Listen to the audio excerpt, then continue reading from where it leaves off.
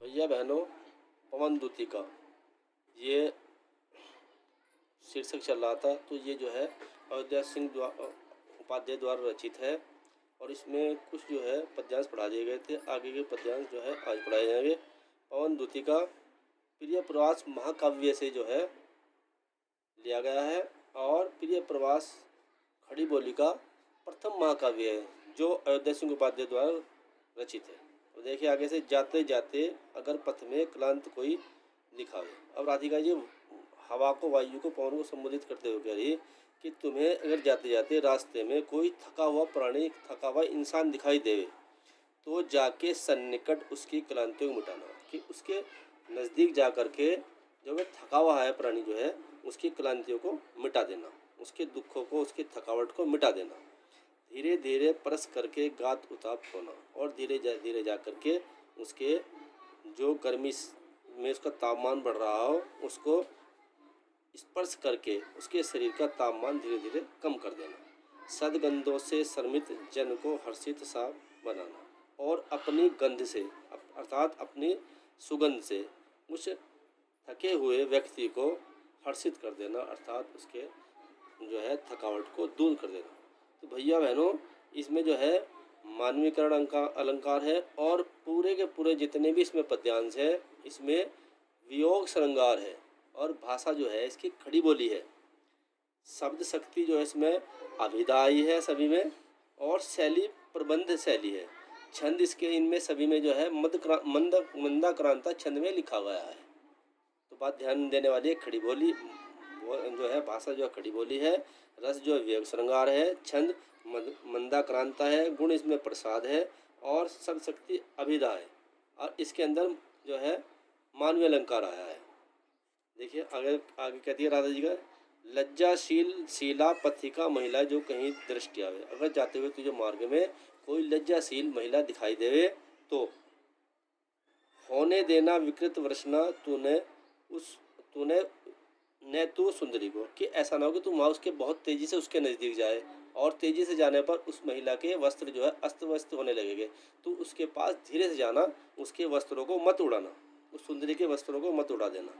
जो थोड़ी सी शर्मित हो गोद ले श्रांति को। अगर वह थोड़ी सी जो है थकी हुई दिखाई देवे तो जिस प्रकार से तो उसको गोद में ले लेना और गोद में लेकर अर्थात उसके धीरे धीरे स्पर्श करना और उसकी थकावट को दूर कर देना, खो देना। होठों की ओ कमल मुख की मलानता मिटाना और जो उसके कमल जैसे मुख पर, होठों पर मलिनता आ रही हो तो उन्हें मलिनता को भी तुम जो है मिटा देना। और इसमें भी जो है मानवीकरण क्या है, मानवीकरण का अलंकार है। कोई क्लांता कृषक ललना खेत में जो दिखावे। अगर किसी खेत में कोई किसान की स्त्री महिला दिखाई देवे तो धीरे धीरे परस उसकी क्लांतियों को उठाना, धीरे धीरे स्पर्श करके उसके क्लांतियों को, उसके दुखों को, उसके थकावटों को मिटा देना। जाता कोई जलद यदि हो व्योम में तो उसे ला, छाया द्वारा सुखित करना तप्त भुतांगना को। अगर तुम्हें व्योम में आकाश में कोई बादल जाता दिखाई दिया हो तो उस बादल को उसके ऊपर लाना और जिससे कि उसके ऊपर जो है छाया हो और वह गर्मी से तप्त स्त्री को सुख की प्राप्ति हो सके, छाया के द्वारा जो है वह शीतलता प्रदान कर सके। जाते जाते पहुँच मथुरा धाम में उत्सुक हो। जब तुम जो है जाते जाते, चलते चलते मथुरा धाम में पहुँच जाओगे तो वहाँ बहुत उत्सुक होना। न्यारी शोभा वर नगर की देखना मुग्ध होना। कि मथुरा नगर की जो शोभा है वह बहुत ही अच्छी है और उसे देख करके तुम मुग्ध हो जाना। तू होवेगी चकित लग के मेरू से मंदिरों को। और तुम वहाँ पर बहुत सारे मंदिरों को जो ऊंचे ऊंचे हैं, मेरू के पर्वत के समान ऊंचे हैं, उनके कलशों को देख करके तू जो है बहुत आश्चर्यचकित हो जाएगी। आभा वाले कलश जिनके दूसरे अर्क से, अर्क का मतलब होता है सूर्य, सूर्य जिस प्रकार से चमकता है उसी प्रकार से उनके मंदिरों के जो कलश हैं वह भी सूर्य की चमक के समान ही होंगे, आभा वाले होंगे। देख पूजा समय मथुरा मंदिरों के मध्य जाना। और फिर आगे संबोधित करते हुए कहेगी कि जिस टाइम पे मथुरा के मंदिरों में पूजा हो रही है तो तब उनके मध्य में जाना, उनके बीच में जाना। नाना वाद्यों मधुर स्वर की मुग्धता को बढ़ाना। और जब वहाँ पर पूजा के लिए अनेक प्रकार के वाद्य यंत्र बज रहे हो तो उनकी मधुरता को जो है मुग्ध होकर बढ़ाना। कि जैसी हवा हवा का एक गुण है कि जैसी हवा जाती है तो उससे ध्वनि का भी प्रसार होता है। तो कीवा लेके रुचि तरु के शब्दकारी फलों को, और वहाँ पर के चक्कर काट करके जो रुचिकारी तरु के शब्दकारी फल हैं उनको जो है उन शब्दों को धीरे धीरे उनकी ध्वनि को बढ़ाना, धीरे धीरे मधुर रव से मुग्ध हो बजाना और धीरे धीरे मधुरता के साथ उस ध्वनि को मुग्ध होकर के तुम बजाना। तू देखेगी जलद तन को जा वहीं तदगता हो। तू देखेगी जलद, जलद में बादलों के समान जो है श्री कृष्ण जी का सुंदर शरीर हो और उसको देख करके तो उनमें तल्लीन हो जाएगी।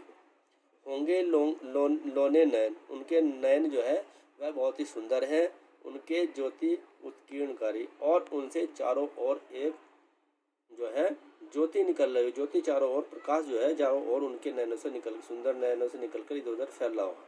मुद्रा होगी वर वदन की मूर्ति से सौम्यता की, और उनके वदन की मुद्रा जो है वह कैसी होगी, जैसी कि सुंदर मूर्तियाँ होती हैं उसी प्रकार से उनके जो है मुख की मुद्रा भी होगी। सीधे साधे वचन उनके सिक्त होगे सुधा से, और जब श्री कृष्ण जी बोलेंगे तो उनके जो वचन है वह सीधे साधे होंगे और ऐसे होंगे जैसे कि अमृत में डुबोए हुए वचन हो। नीले फूले कमल दल सी गात की श्यामता है। श्री कृष्ण जी की जो शरीर की सुंदरता है वह कैसे है, नीले कमल के फूल के समान उनकी श्यामलता है। पीला प्यारा वसन कटी में पहनते हैं फबीला। श्री कृष्ण जी जो है वह आकर्षक पीला वस्त्र पहनते हैं जो बहुत ही आकर्षक है, ऐसा पीला वस्त्र श्री कृष्ण जी पहनते हैं। छुटी काली अलख मुख की कांति को बढ़ाती है, और जो उनके मुख के चारों ओर लटाई फैली हुई है इससे उनके मुख की शोभा और बढ़ जाती है। सद वस्त्रों में नवल तन की फूटती सी प्रभा, और उनके जो वस्त्रों की अच्छे वस्त्रों से, पीले वस्त्रों से उनके तन की जो है प्रभा या शोभा चारों ओर फूटने लगती है। सांचे ढाला सकल वपु है दिव्य सौंदर्यशाली। वपु का मतलब शरीर, सकल माने संपूर्ण, और उनका संपूर्ण शरीर जो है वह दिव्य और सौंदर्यशाली है। उसको देख करके ऐसे लगता है कि जैसे सांचे में ढाल करके बनाया गया हो। सत पुष्पों सी सुरभि उसकी प्राण संपोषिका, और जो उनके प्राण है अर्थात श्वास है उनमें अनेक पुष्पों की सुगंध जो है भरी हुई है, और उनके शरीर की गंध जो है वह मेरे प्राणों का पालन करने वाली है, पोषण करने वाली है। दोनों कंधे वर्षभ वर्षे, और उनके दोनों कंधे जो हैं बैल के समान सुंदर है। देखो यहाँ वर्षभ वर्षे समानता जहाँ प्रकट की दिया, तुलना प्रकट की दी, वहाँ उपमा अलंकार होता है, तो यहाँ उपलंकार है बड़े ही सजीले, और उनके कंधे बैलों के समान बहुत ही सुंदर है।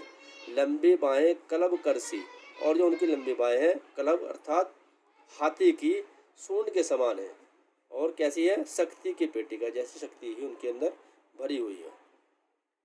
राजाओं सा सिर पर लगा दिव्य आपीड़ होगा। आपीड़ माने मुकुट। श्री कृष्ण जी जो है वह मोर मुकुट पहनते हैं, जिस प्रकार राजा महाराजा जो मुकुट पहनते हैं इसी प्रकार श्री कृष्ण जी भी हमेशा अपने सर पर आपीड़ लगा रहते हैं अर्थात मुकुट लगा रहते हैं।